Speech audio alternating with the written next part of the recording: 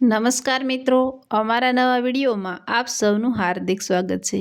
મિત્રો, આજે આપણે વાત કરીશું સોનલબેનને લગ્ન થયાને 2 વર્ષમાં એક દીકરીને જન્મ આપ્યો. સોનલબેન બહુ જ દેખાવડા હતા. પતિ મુકેશભાઈ પણ દેખાવડા હતા. પરંતુ સમય અને સંજોગોએ તેમને આર્થિક રીતે પાયમાલ કરી દીધેલા. કારણ કે બંને સ્કૂલમાં હતા અને એકબીજાના પ્રેમમાં પડી ગયેલા. ભણતર પૂરું કર્યા વગર ભાગીને લગ્ન કરેલા. બંનેના જાતિભેદને લીધે મા બાપ કે સમાજે તેમને સ્વીકાર્યા નહીં. અભ્યાસ પણ પૂરો કરેલો નહીં, તેથી સારી નોકરી પણ મળતી નહીં. પોતાના ગામમાં રહી શકે તેમ નહોતા, તેથી કોઈ શોધી ન શકે એટલા દૂર નાના ગામ હરિપુરામાં રહેવા જતા રહેલા. મુકેશભાઈ અને સોનલબેન કડિયા કામમાં જોડાઈ ગયા. બંને સવારે સાથે નીકળે, રાતે કરેલો રોટલો કે ભાખરી અને ડુંગળી કે મરચાં સાથે બપોરે જમી લે. કોઈ આજુબાજુના સાથી શાક આપે તો રાજી રાજી, બાકી રામ રામ. ઘણા કોન્ટ્રાક્ટરો સોનલબેન પર નજર બગાડતા, પણ સોનલબેનને પોતાની જાતને સાચવી રાખી હતી. મુકેશભાઈ પણ સમજતા કે સોનલને જાત સાચવવી બહુ મુશ્કેલ છે, પણ આવક મેળવવા બંનેએ કામે જવું જરૂરી હતું. થોડા સમયમાં સોનલબેન પ્રેગ્નન્ટ થયા. ત્યાંની સરકારી હોસ્પિટલમાં પૂરા મહિને બેબીને જન્મ આપ્યો. હોસ્પિટલના ગાયનેકોલોજિસ્ટ ડૉક્ટર માયાબેન બહુ જ સાલસ સ્વભાવના હતા. તેને નવાઈ લાગતી કે આટલા વ્યવસ્થિત અને વિવેકી કપલ છે અને કડિયા કામ કરે છે. તેણે વાત વાતમાં પૂછીને તેમની હિસ્ટ્રી જાણી લીધી. માયાબેન પણ હોસ્પિટલમાં નવા જ આવેલા. તેમને કોઈનો પરિચય નહોતો. તેણે પૂછ્યું, સોનલબેન, તમને રસોઈ આવડે છે? તમે મારે ત્યાં રસોઈ કરવા આવશો? સોનલબેને કહ્યું, મારે 1.25 મહિનો પૂરો થાય પછી આવું. પણ બેબીને કોણ રાખે? માયાબેને કહ્યું, તમે બેબીને સવારથી લેતા આવજો. આખો દિવસ મારે ત્યાં રહેજો. હમણાં તો હું એકલી છું, એટલે મને પણ કંપની મળશે. મારા મિસ્ટર પણ ડૉક્ટર છે. તે 4-6 મહિના અહીં પ્રાઇવેટ ક્લિનિક કરશે, એટલે તમારા મિસ્ટરને પણ ત્યાં ગોઠવી દેશું. સોનલબેનને મુકેશભાઈને વાત કરી. બંને ખુશ થઈ ગયા. મજૂરીની નોકરી અને કોન્ટ્રાક્ટરની બુરી નજરથી બસ્યા. 15 દિવસ પછી સોનલબેનને માયાબેનના ઘરે જવાનું શરૂ કર્યું. મુકેશભાઈ તેને મૂકી જાય અને સાંજે લેવા આવે. આમ રૂટીન ગોઠવાઈ ગયું. બંને દેખાવડા હતા, એટલે તેમની દીકરી પણ સુંદર અને ઘાટીલી હતી. માયાબેનને જ તેનું નામ પરી પાડ્યું. માયાબેનના ઘરે પૌષ્ટિક જમવાનું અને વ્યવસ્થિત ખોરાકથી સોનલબેનની તબિયત પણ જલ્દીથી સારી થઈ ગઈ. સાંજે ઘરે જાય ત્યારે મુકેશભાઈ માટે જમવાનું લેતા જાય. માયાબેનને પણ સરસ ગોઠવણ થઈ ગઈ. ઘરની જવાબદારીમાંથી છુટકારો થઈ ગયો. હોસ્પિટલના કામમાં વધારે ધ્યાન આપી શકતા હતા. 6 મહિનામાં માયાબેનના હસબન્ડ ડૉક્ટર નીતિનભાઈ આવી ગયા. બાજુની સોસાયટીમાં ક્લિનિક ચાલુ કર્યું. ત્યાં જ આઉટહાઉસ હતું. ત્યાં સોનલબેન, મુકેશભાઈ અને પરીને રહેવા બોલાવી લીધા. સોનલબેનને પણ કમ્પાઉન્ડરનું કામ શીખવાડી દીધું. બંને પતિ પત્ની બહુ ખંતથી તેમનું કામ કરતા. ધીમે ધીમે આજુબાજુના લોકો પણ તેમની સાથે હળવા મળવા લાગ્યા. પરી ખૂબ જ દેખાવડી હતી. આંખો હરણી જેવી કાળી અને ભમરાળી હતી. માયાબેનને તેને ચાંદીના ઝાંઝર આપ્યા હતા. ચાલતી ત્યારે ઝાંઝરના અવાજથી ઘર ગૂંજતું રહેતું. તેની કાલી ગેલી વાતોમાં બધાને કામનો થાક વિસરાઈ જતો. 2 વર્ષમાં ડૉક્ટર માયાબેન પણ પ્રેગ્નન્ટ થયા. તેમના સાસુ અને મમ્મી વારાફરતી આવતા રહ્યા. સોનલબેન બહુ પ્રેમથી માયાબેનની સંભાળ રાખતા હતા. તેથી ડિલિવરી ત્યાં જ કરવી એમ નક્કી થયું. બધાને એ જ અનુકૂળ હતું. પૂરા દિવસે માયાબેને એક દીકરાને જન્મ આપ્યો. એકદમ દેવદૂત જેવો જ લાગતો હતો. તેનું નામ દેવ રાખ્યું. પરી તો દેવને જોઈ પાગલ થઈ ગઈ. તે તેની પાસેથી ખસે જ નહીં. પરાણે તેને દૂર કરવી પડતી. 2-3 મહિના પછી માયાબેનના સાસુ અને મમ્મી પણ સોનલબેનને બધી ભલામણ કરીને નીકળી ગયા. રૂટીન ગોઠવાતું ગયું. સોનલબેન અને માયાબેન બહેનપણી જેવા થઈ ગયા હતા. બંને એકબીજાને અંગત વાતો કરતા થઈ ગયા હતા. સમય પસાર થતો ગયો. પરી ટીન એજમાં આવી. માયાબેન તેને સારી સ્કૂલમાં એડમિશન અપાવ્યું હતું. છતાં પણ બીજા ખર્ચા મહેશભાઈને કરાવવા પડતા હતા. સ્કૂલ એકદમ હાઈફાઈ હતી. સ્ટુડન્ટ્સ પણ આજુબાજુના ગામથી આવતા હતા. પરીને પણ 2-3 ફ્રેન્ડ્સ થઈ હતી. બધા પાસે મોંઘા મોબાઈલ, મોંઘી સ્કૂલ બેગ, વોટર બોટલ જોઈ તેને લઘુતા ગ્રંથિ થવા લાગી. તે સમજુ હતી એટલે કોઈ દિવસ તેના મમ્મી પપ્પા પાસે ડિમાન્ડ નહોતી કરતી. અભ્યાસમાં પણ હોશિયાર હતી. કાયમ A ગ્રેડ જ લાવતી. સ્કૂલમાંથી આવીને તરત દેવને રમાડવા જતી. દેવના રમકડા જોઈને તેની મમ્મીને કહેતી, તમે મને કોઈ દિવસ આવા રમકડા ન અપાવ્યા. પરીને પોતાના ઘરે જવું જ ન ગમતું. એ સતત દેવ સાથે સરખામણી કરતી રહેતી. માયાબેન ઘણી વખત તેને ગમતી વસ્તુ લઈ આપતા, પણ મુકેશભાઈ અને સોનલબેન રોકતા. ધીમે ધીમે પરીને દેવ માટે અનદેખાઈ થવા લાગી. આમ સમય પસાર થતો ગયો. પરીને તેની બહેનપણીઓ અને દેવની લાઈફસ્ટાઈલ જોઈને ઈર્ષા થયા કરતી. એક દિવસ સ્કૂલમાંથી આબુ અંબાજી લઈ જવાનો પ્રોગ્રામ થયો. સોનલબેનને જવા માટે ના પાડી, પણ માયાબેનને પૈસા ભરી દીધા. 2 સરસ ડ્રેસ પણ અપાવ્યા. બસમાં બધા આનંદ કિલોલ કરતા સમય પસાર કરતા હતા. તેના ક્લાસમાં વિનય કરીને છોકરો હતો. તેની નજર ઘણા સમયથી પરી પર બગડતી હતી. તેણે પરીની બધી માહિતી મેળવી લીધી હતી. બસમાં પરીની 2 ફ્રેન્ડ્સ હતી, અમી અને ખુશ્બુ. તેની સાથે પહેલાં દોસ્તી કરી લીધી.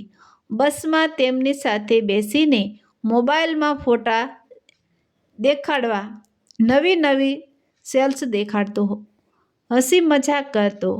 પરીને જરા પણ ભાવ ન આપતો. પરીને ખરાબ લાગ્યું. બસ એક જગાએ ઊભી રહી એટલે પરી એકલી એકલી ચાલવા લાગી. અમી અને ખુશ્બુએ બૂમ પાડી એટલે રિસાઈને બોલી, તમને તો વિનય સાથે જ મજા આવે છે, મારું શું કામ છે? વિનય આ સાંભળી ગયો. તે પરી પાસે ગયો અને કાન પકડી ઊભો રહ્યો. માફ કરો ઓ બાબા, માફ કરો, ગીત ગાવા લાગ્યો. પરી હસી પડી એટલે વિનય બોલ્યો, મારે તારું આ રિસાવું અને હસવું બંને જોવા હતા. તું ખૂબ જ સુંદર છો. તને તારા સૌંદર્યની ખબર જ નથી. બધા છોકરાઓમાં તારી સુંદરતાની જ વાતો થતી હોય છે. કોઈ તારી મજાક ઉડાવે એ મને જરા પણ ગમતું નથી. આપણે આજથી ફ્રેન્ડ. પરી પણ ખુશ થઈ ગઈ. 2 દિવસમાં વિનય પરીની નજીક આવતો રહ્યો. મજાક અને જોક્સ કહીને પરીને હસાવતો રહ્યો અને ઇમ્પ્રેસ કરતો રહ્યો. આબુમાં બંને નખી લેક પર એકલા બોટિંગ કરવા ગયા. અમી અને ખુશ્બુએ પરીને ચેતવી ખરી કે તું વિનયથી સંભાળજે. પરી તેના ગુલતાનમાં જ હતી. અમી અને ખુશ્બુને પણ બીજા ફ્રેન્ડ્સ હતા, પણ બધા ગ્રુપમાં એન્જોય કરતા હતા. હરિપુરા પહોંચ્યા પછી સ્કૂલના રિસેસમાં પણ બંને મળવા લાગ્યા. વિનય ઘણી વખત ચીડવતો, તું સાવ ડબલા જેવો ફોન કેમ વાપરે છે? પરીનો જન્મદિવસ નજીક આવતો હતો. તે સોનલબેનને કહ્યા કરતી હતી કે મારા જન્મદિવસ પર મારે મારા ફ્રેન્ડ્સને બોલાવવા છે. સોનલબેન માનતા નહોતા. એ સમય દરમિયાન માયાબેનને પણ હોસ્પિટલમાં સખત કામ રહેતું હતું, એટલે દેવનું ધ્યાન રાખવાનું કામ પણ વધી ગયું હતું. પરીના જન્મદિવસે સ્કૂલમાં અમી, ખુશ્બુ, વિનય બધા તેને ઘેરી વળ્યા. આજે તો અમને પાર્ટી જોઈએ. તે બધાને ઘરે લઈ ગઈ. ઘરમાં તાળું હતું. માયાબેનને ત્યાં ગઈ તો સોનલબેન દેવને લઈ હોસ્પિટલ ગયા હતા. પરીને ક્ષોભ થયો. વિનયે કહ્યું, નેવર માઇન્ડ, હું બધાને મારા તરફથી પાર્ટી આપીશ. ગામની બહાર એક હોટલ હતી.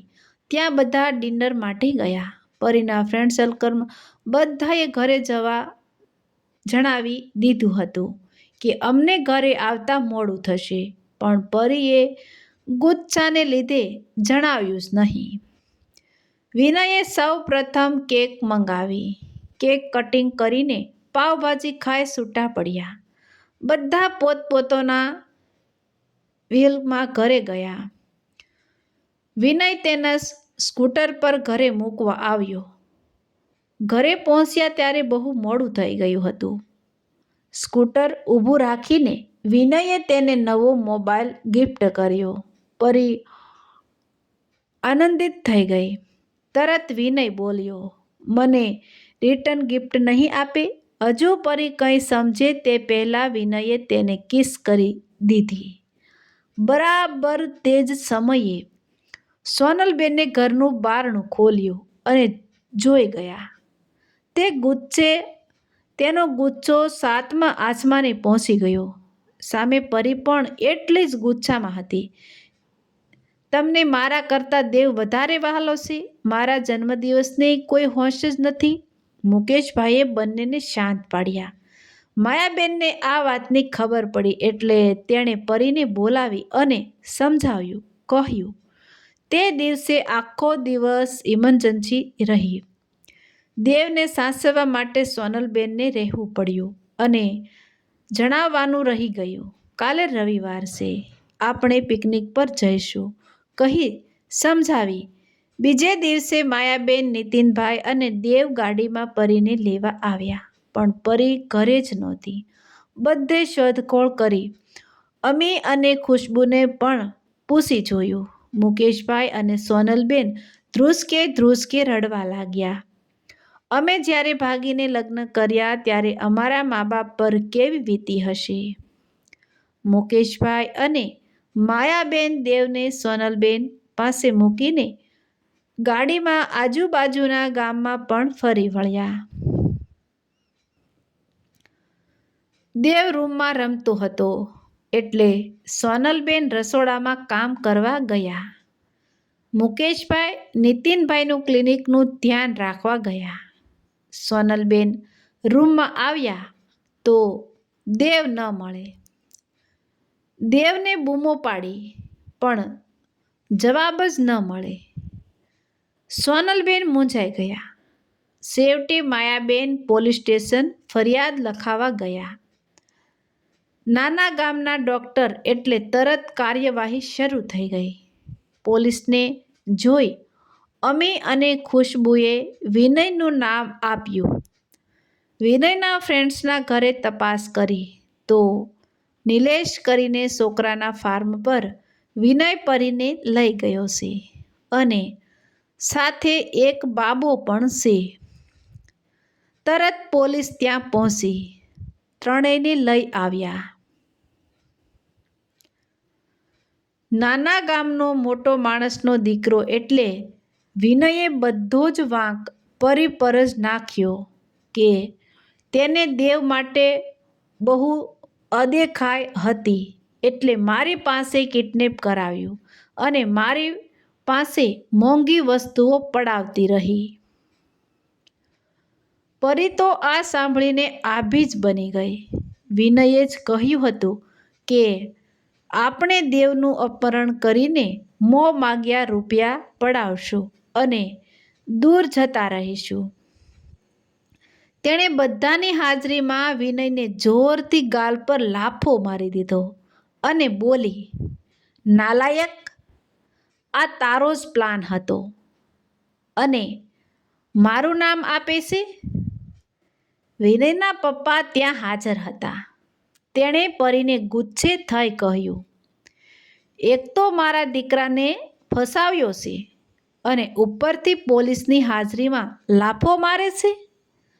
હમણાં એક ઈચારો કરીશ તો ઇન્સ્પેક્ટર જેલની હવા ખાતી કરી દેશે. નીતિનભાઈએ મામલો શાંત પાડ્યો. જરૂરી કાર્યવાહી કરી. બધા ઘરે છૂટા પડતા હતા ત્યારે પરી માયાબેનને વળગીને રડી પડી. તમે મને કેટલો પ્રેમ આપ્યો એ હું જોઈ જ ન શકી. મને માફ કરો. માયાબેને કહ્યું, તું મારી દીકરી છે. અમને બંનેને તારા પર બહુ વહાલ છે અને ગાલે ટપલી મારીને કહ્યું, હવેથી આવા ગાંડા વેડા નહીં કરતી. બધા હસી પડ્યા. આખો દિવસ દોડાદોડીમાં પસાર થયો હતો એટલે બહાર ધાબામાં જઈ સાથે ડિનર કર્યું. ફરી કેક કટિંગ કર્યું. પરી બોલી, આજે મારો નવો જન્મ થયો છે. માયા આંટી મારા માનસિક માં છે. બધાએ તાળીઓ પાડી વાતને વધાવી લીધી. તો મિત્રો, આવા જ નવા વિડીયો જોવા માટે અમારી ચેનલ લાઇક, શેર અને સબસ્ક્રાઈબ કરજો. અને મિત્રો, વાત કેવી લાગી તે કોમેન્ટમાં તમારો પ્રતિભાવ જરૂરથી જણાવજો.